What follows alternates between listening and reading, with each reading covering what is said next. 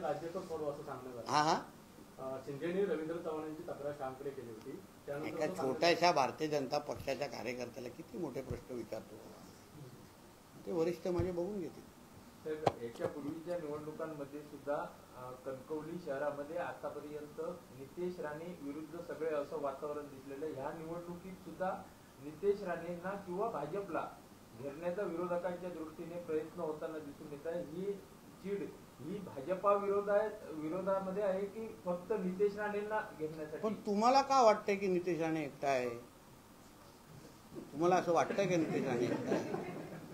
माझ्या मागे माझी कणकवलीची जनता उभी आहे आणि भक्कम पद्धतीने मी असो, समीर नलावडे असतो ना, कुठलीही अडचण असेल इथे, कोणालाही दुःख प्रसंगाला पहिला फोन आम्हा लोकांना येतो.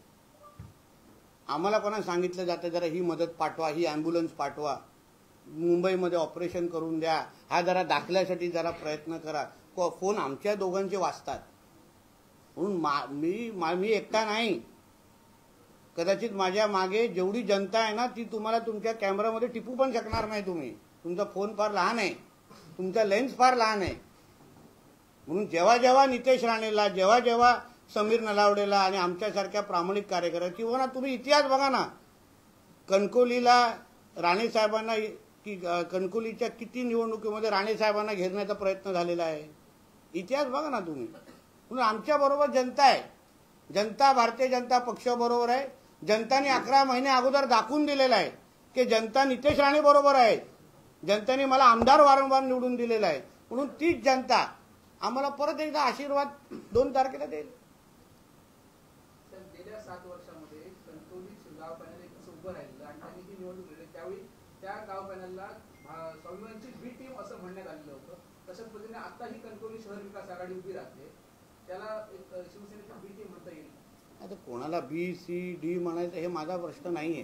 तुम्हाला मी परत सांगतो, तुम्हाला वारंवार मी सांगतोय, हे सगळ्यासाठी आहे ना 2 तारखेनंतर वेळ आहे.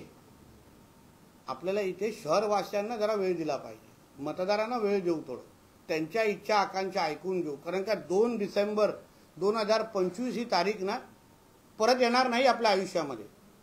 ही 5 वर्षानंतर मतदान करण्याची संधी येणार. मतदान करण्याची संधी संविधानामध्ये एकदाच भेटते, लोकशाहीमध्ये एकदाच भेटते.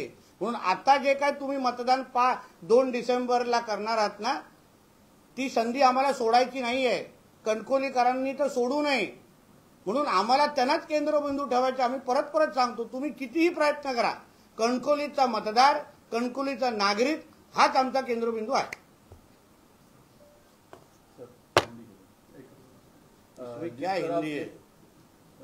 हाल ही में बिहार में बीजेपी की जीत हुई है, उसी तरह सिंदूर के 4 ही नगर निगम चुनाव में जीत दोहराएगी क्या?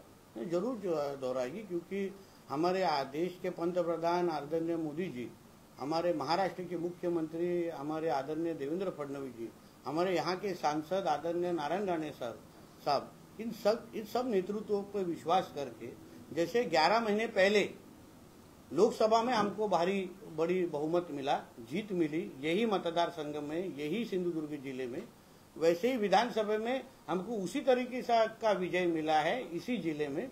वही आने वाले नगर निगम चुनाव में वही दोहराया जाएगा. फिर एक बार यहाँ पे भारतीय जनता पक्ष का पंचम लहराएगा, इतना मैं विश्वास सबको कहूँगा.